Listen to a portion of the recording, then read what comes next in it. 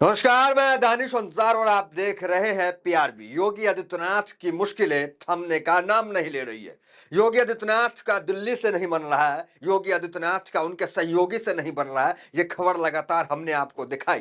Keshav versus Yogi Adityanath की जो चीजें चल रही थी, वो लग रहा था कि अब सुलझ जाएगा, अब सब कुछ शांत हो जाएगा, क्योंकि केशव प्रसाद मौर्य और योगी आदित्यनाथ को एक साथ दिल्ली तलब किया गया था, दिल्ली प्रधानमंत्री मोदी के सामने पेश किया गया था। ये लग रहा था, ये खबरें मीडिया में चल रही थी कि केशव प्रसाद मौर्य को समझा बुझाकर, डांट फटकार लगाकर समझा दिया गया और योगी आदित्यनाथ वापस मुख्यमंत्री के पद संभालेंगे और केशव प्रसाद मौर्य को फटकार लग गया। लेकिन तमाम खबरों पे केशव प्रसाद मौर्य ने ही, जो मीडिया चला रहा था कि केशव को फटकार लग गया, केशव उप मुख्यमंत्री की कुर्सी से इस्तीफा ले लिया जाएगा, केशव प्रसाद मौर्य ने ही एक सभा में साफ कह दिया कि मीडिया जो चला रही है उस पर भरोसा नहीं कीजिए। मीडिया क्या चला रही थी? मीडिया चला रही थी कि केशव प्रसाद मौर्य का इस्तीफा हो जाएगा, केशव प्रसाद मौर्य को शीर्ष नेतृत्व ने फटकार लगा दी। लेकिन तस्वीर जो निकल के सामने आई वो ये बताती है कि केशव प्रसाद मौर्य का हौसला बुलंद है। केशव प्रसाद मौर्य को दिल्ली जो है वो फटकार न लगाकर आवभगत ही उसके साथ की। और केशव प्रसाद मौर्य, इस यही कारण है कि योगी आदित्यनाथ के विभाग की भी मीटिंग कर लेते हैं, होम मिनिस्ट्री की मीटिंग कर लेते हैं। ये तमाम खबरें तो पुरानी हैं, अभी नई खबर क्या है, नए हेडलाइंस क्या आए हैं, उस पर चर्चा करेंगे। अभी अभी सी वोटर आज तक ने एक सर्वे कराया, उस सर्वे में योगी आदित्यनाथ को झटका लगा है। क्या है झटका, क्या है सी वोटर? एक बार वो हेडलाइंस देखिए और उसके बाद उस खबर की चर्चा आपके साथ करेंगे कि योगी आदित्यनाथ को किस तरीके से झटका लगा है। देखिए, उसके बाद योगी आदित्यनाथ क्या बयान दिए हैं वो भी आपको बताते हैं। सीएम योगी आदित्यनाथ को हटाने की तैयारी कर रही है बीजेपी, सर्वे में आए चौंकाने वाले नतीजे।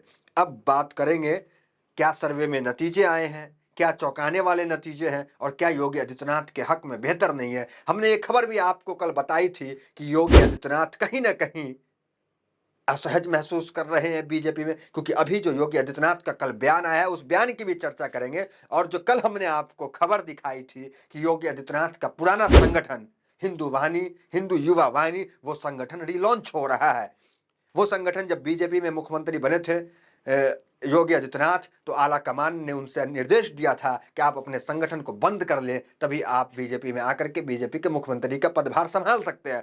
लेकिन दोबारा योगी आदित्यनाथ के संगठन की रीलॉन्चिंग की चर्चा हो रही है और योगी आदित्यनाथ को यह कहा जा रहा है कि जिस तरीके से बीजेपी योगी आदित्यनाथ को बैकफुट पर धीरे धीरे ला रही है, और राजनीतिक पंडित तो ये बता रहे हैं, अंदर खाने ये चर्चा चल रही है कि जैसे ही उपचुनाव गुजरेगा योगी आदित्यनाथ का पत्ता कट जाएगा। हालांकि जो मीटिंग अभी हुई है उसी के बाद योगी आदित्यनाथ का पत्ता कट जाना था, लेकिन योगी आदित्यनाथ एक मजबूत छवि वाले, एक लोकप्रिय मुख्यमंत्री है। योगी आदित्यनाथ कोई राजस्थान, हरियाणा, कोई ऐसे वैसे राज्य, ओडिशा, इस तरह के राज्य के कोई मुख्यमंत्री नहीं है जिन्हें आसानी से हटा दिया। आपने देखा बीजेपी में पर्चे के साथ मुख्यमंत्री बनाया जाता है, बीजेपी किस तरीके से वर्तमान जो मुख्यमंत्री रहते हैं उसे साइड कर दिया जाता है। मध्य प्रदेश की बात देख ली, शिवराज सिंह चौहान इतना बड़ा चेहरा, महिलाओं में उनकी क्या छवि थी, लोग उन्हें मामा करके बुलाते थे, उनको बीजेपी साइडलाइन कर देती है। याद कीजिए वसुंधरा राजे राजस्थान, उस मुख्यमंत्री को हटा दिया जाता है और पर्ची थमा दिया जाता है कि देखिए अब कौन है नया मुख्यमंत्री।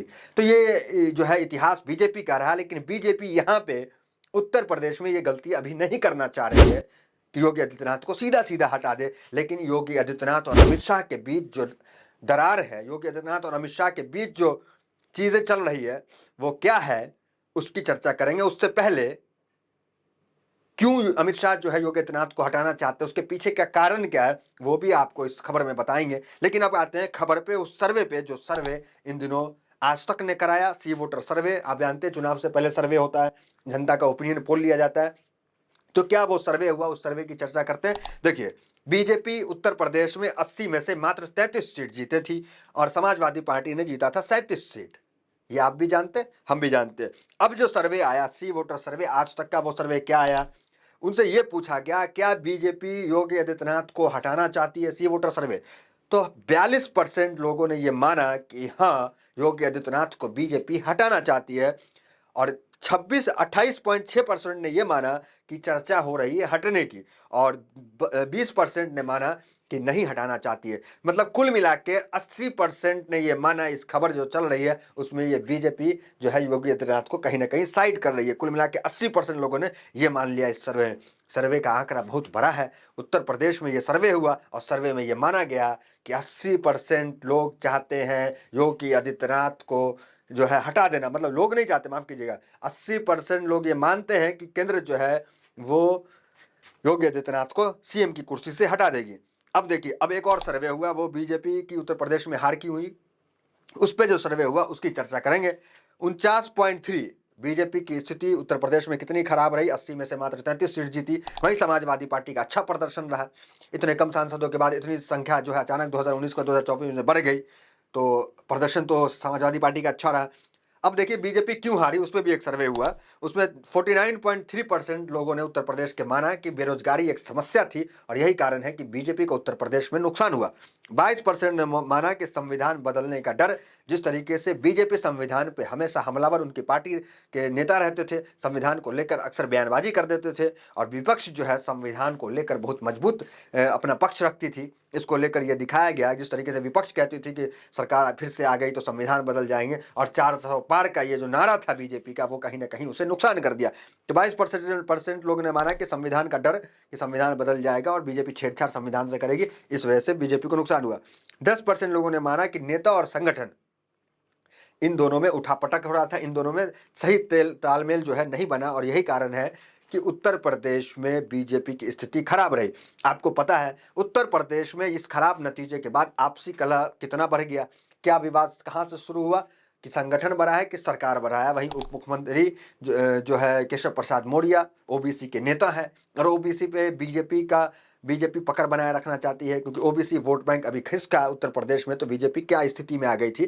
तो केशव प्रसाद मौर्य ओबीसी के नेता हैं और उन्होंने एक नया चाल चल दिया। वो चाल क्या था, उन्होंने कह दिया कि सरकार जो है, संगठन जो है वो सरकार से बड़ा होता है। उसके बाद विवाद बढ़ता चला गया, इतना बढ़ गया कि अब योगी आदित्यनाथ को कुर्सी से हटाने की चर्चा भी तेज हो गई है। देखना दिलचस्प होगा ये जो सर्वे आया है, आप गौर कीजिए, टीवी मीडिया जिसे हम गोदी मीडिया कहते हैं, वो मीडिया ये सर्वे कर रहा है, वो मीडिया ये सर्वे पेश कर रहा है। तो समझिए कि क्या कुछ होने वाला है, मतलब कुछ न कुछ होने वाला है। और अंदर खाने राजनीतिक पंडित ये कह रहे हैं कि उपचुनाव के बाद योगी आदित्यनाथ का उत्तर प्रदेश के सीएम कुर्सी से विदाई तय है, और उसके संकेत भी देखने को मिले किस तरीके से। केशव प्रसाद मौर्य का एक ट्वीट देखिए आप, ट्वीट में किस तरीके से केशव प्रसाद मौर्य उस विभाग में जाकर के मीटिंग करते हैं जिस विभाग का जो कि कमान जो है योगी आदित्यनाथ के पास रहता है, सीएम के पास वो विभाग रहता है, मतलब होम मिनिस्ट्री।